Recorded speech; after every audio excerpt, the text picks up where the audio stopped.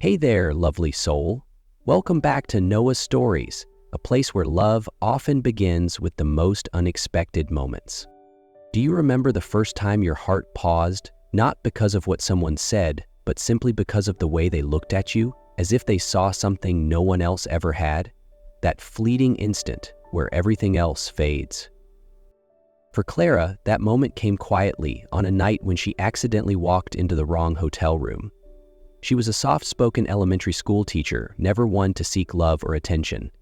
Damien, a successful and calculated architect, had long stopped believing in fate. And yet, fate had plans of its own. One wrong door, one glance, and a story neither of them saw coming had already begun to write itself. This story didn't begin with grand gestures or perfect timing. It began with a door left slightly ajar, a heartbeat out of sync, and two souls who had no idea they were walking straight into something that would quietly alter everything. Clara wasn't the kind of woman who belonged in luxury hotels. She was an elementary school teacher who spent her evenings curled up with books, not at formal events. But that day, she had been invited to a private educational seminar on the top floor of the city's most prestigious hotel. She almost didn't come, but something told her to go. She took a deep breath and stepped into the elevator. As the numbers climbed, so did her nervousness. When the doors opened to the penthouse level, she hesitated again. The hallway was too quiet, too polished. But ahead was a door, slightly open with soft golden light spilling into the hallway.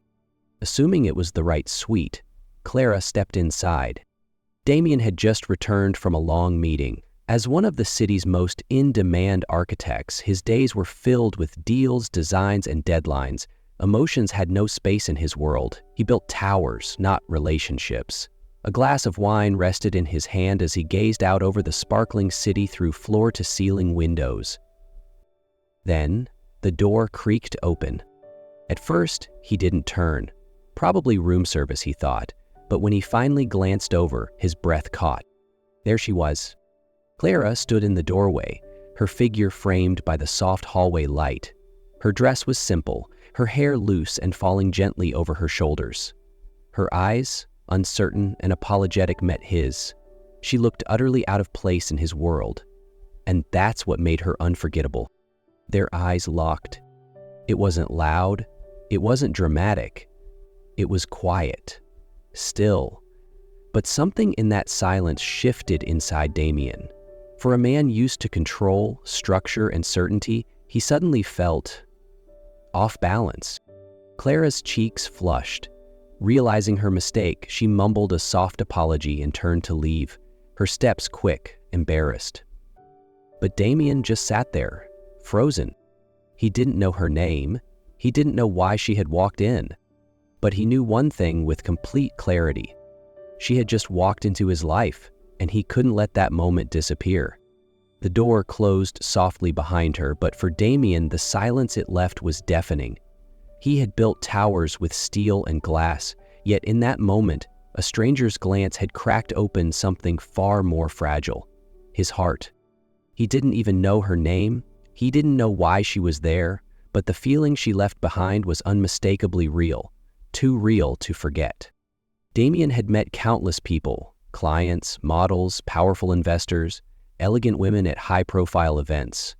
None of them ever made his heart stop the way she did. She hadn't tried to impress.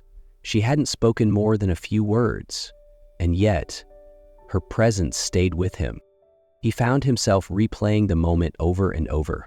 The way her eyes had widened, the slight tremble in her voice, the air between them, charged, fragile, fleeting. She'd come and gone in less than a minute. But something inside him had shifted for good. He returned to the hotel the next day, and the next, sitting in the lobby around the same hour, pretending to read, hoping he'd see her again. But she didn't come. A week passed. Damien thought about asking the hotel staff, but what would he say?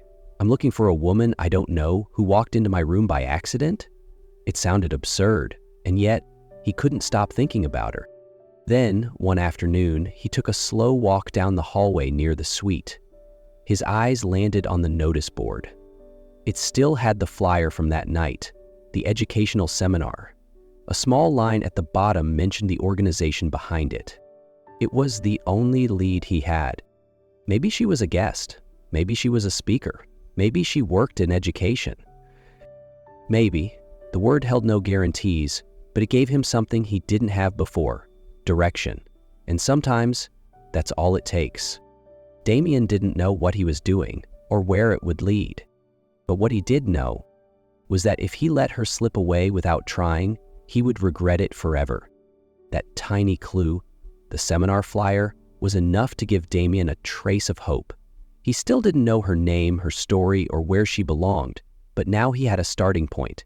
She was somehow connected to education. Unlike business deals or structured projects, this pursuit felt delicate, fragile even. Damien didn't want to use his influence or resources to track her down like an asset.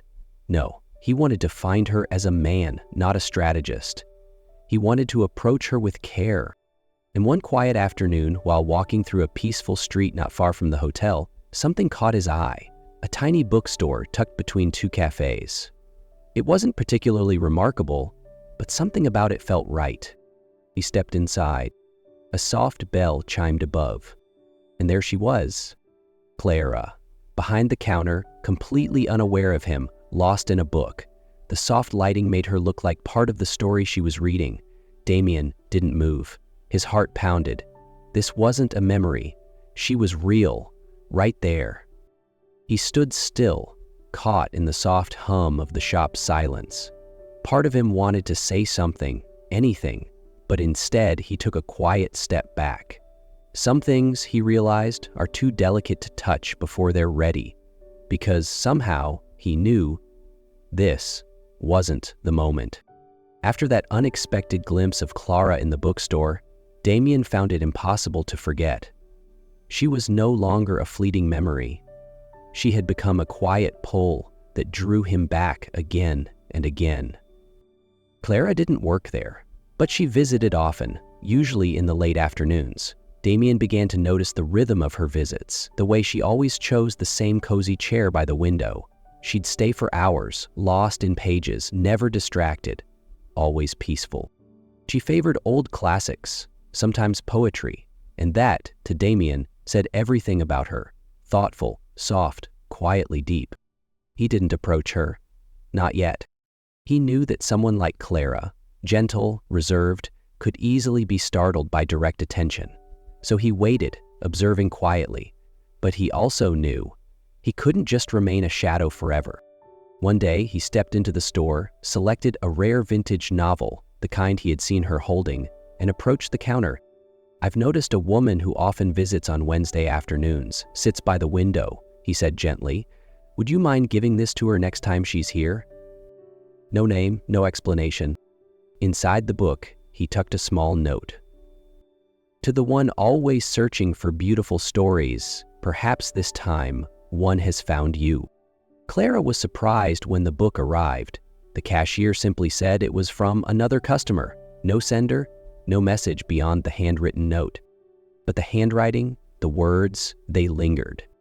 A few days later, another gift appeared. A leather bookmark. Simple, unbranded, but crafted with care. Attached was a soft card. "Every journey begins with a door, sometimes the wrong one."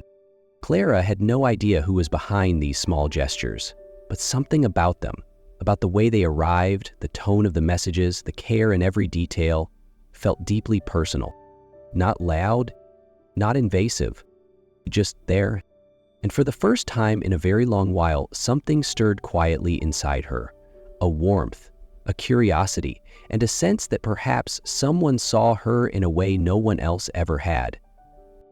Clara had started waiting for the little gifts, not for their material value, but because they made her feel something she hadn't in a long time, seen. Whoever this person was, he hadn't revealed himself, but somehow he understood her in ways even those close to her never had. And then, one quiet afternoon, tucked between the pages of a book she frequently revisited, she found it. A card.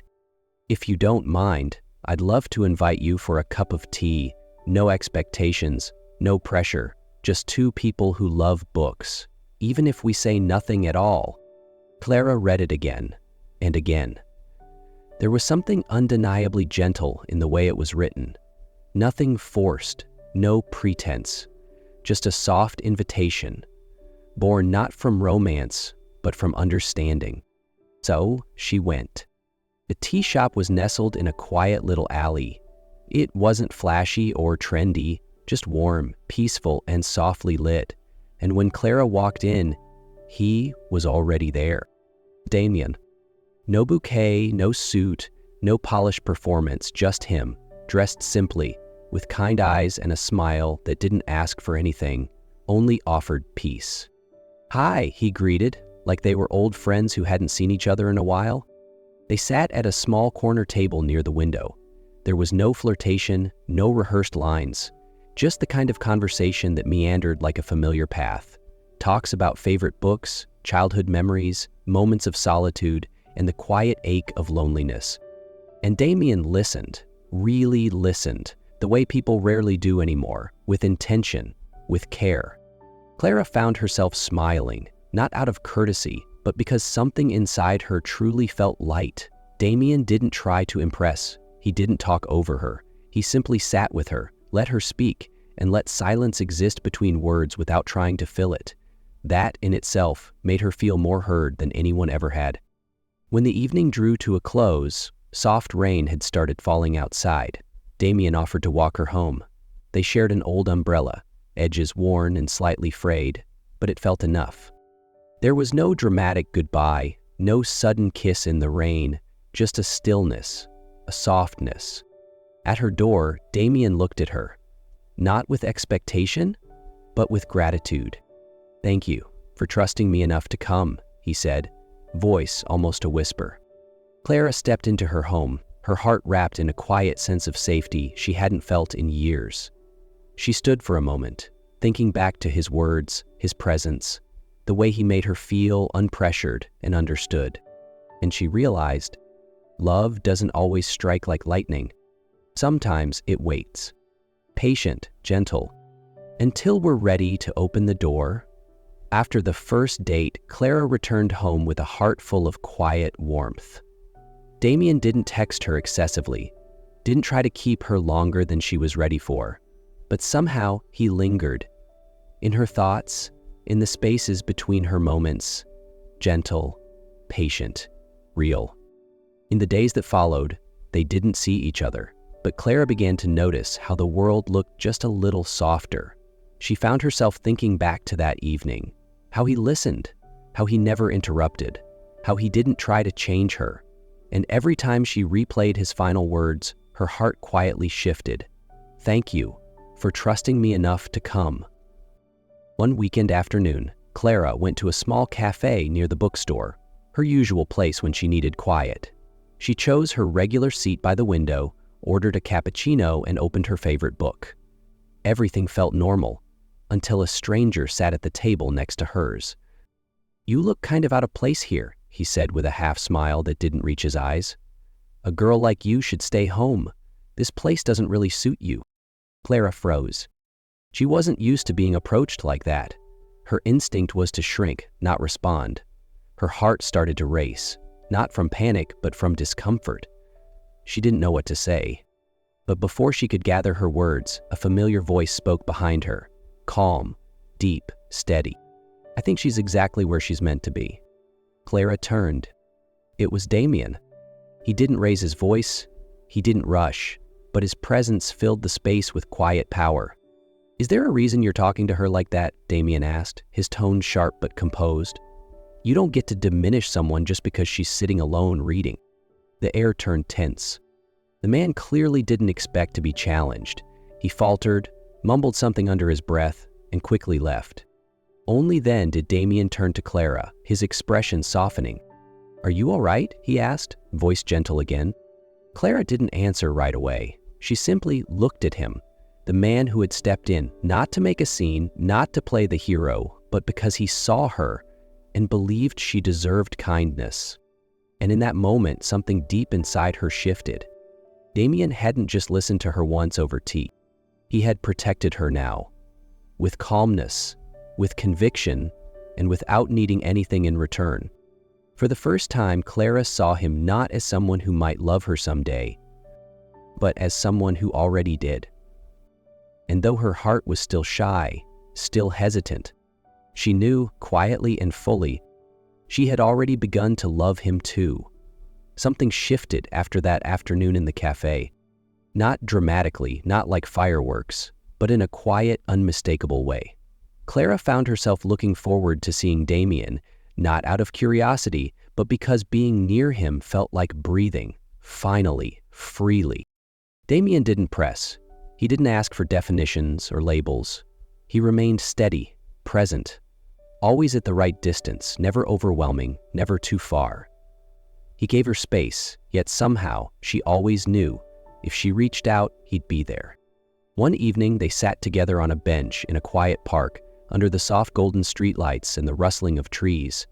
Clara hesitated, then said quietly, "I'm not good at opening up. I'm afraid people won't understand." Damien was silent for a moment, then replied, "I don't want to understand you so I can change you. I want to understand you so I don't hurt you." His words hit her like a gentle wave, deep, steady, true. Clara had spent so much of her life hiding behind walls, afraid of not being enough, of being misunderstood. But Damien wasn't trying to break those walls. He simply waited, patiently, outside the door, and slowly Clara began to share. Not all at once, but in pieces, her fears, her quiet childhood, the moments when she felt like she didn't belong. And Damien never interrupted. He didn't try to fix or explain. He just listened, with a kind of focus that made her feel safe enough to keep speaking. One night, her voice barely a whisper, she said, "You scare me because you're so kind, and I don't know if I deserve it." Damien gently squeezed her hand. "You don't need to deserve anyone," he said. "You just need to be you. And that is more than enough for me to stay." That night, something inside her softened, not from grand gestures or promises, but from presence, from patience, from a love that didn't demand, but waited. And for the first time, Clara rested her head on his shoulder. She didn't say a word. She didn't have to. Because to Damien, that moment said everything. They had spent weeks together, afternoons full of soft laughter, stories told in half whispers, and silences that no longer felt awkward. Between them, there was no more hesitation, no more distance, only this, quiet, whole, and real. That night, the city seemed to hold its breath, as if it knew something beautiful was about to happen. Clara sat by the window, the warm glow of streetlights painting her face in gold. Damien stepped behind her, quietly, his hand resting gently on her shoulder. No words, just presence, calm, steady, full of quiet strength. They had come a long way, from a fleeting glance in a stranger's suite, to hesitant conversations, to trust, to love. A love that didn't roar, but ran deep, quiet, solid, real. Clara turned to face him. Their eyes met, and in hers, Damien saw the answer to questions he hadn't even asked. He reached for her hand, held it softly, and then from his pocket pulled out a small velvet box. Clara froze. He didn't drop to one knee. He didn't need to. He just stood there, eyes never leaving hers, as if in that moment there was nothing in the world but her. "I used to think I had everything," he began, voice slightly trembling. "But then you walked into my life, without knocking, without asking, and I realized I had nothing, not until you." He opened the box. Inside was a ring, simple, elegant, timeless, just like her. "Clara, would you do me the honor of becoming my family? Not because I want to keep you, but because I want to walk beside you, forever." She didn't speak. Her voice caught in her throat, but her eyes, shining through quiet tears, held no hesitation. She nodded, then stepped into his arms. And in that embrace, she said everything that mattered. Later that night, they sat together, hands entwined, wrapped in a stillness that felt sweeter than any words. As they stepped out onto the street, Damien and Clara paused beneath a streetlight, The soft golden hue bathed them in warmth. They turned to each other, two souls who had once felt lost, misunderstood, unsure. And now, they looked at each other the way people only look at the one they've been searching for their whole life. And without saying a word, they both knew they had found their forever.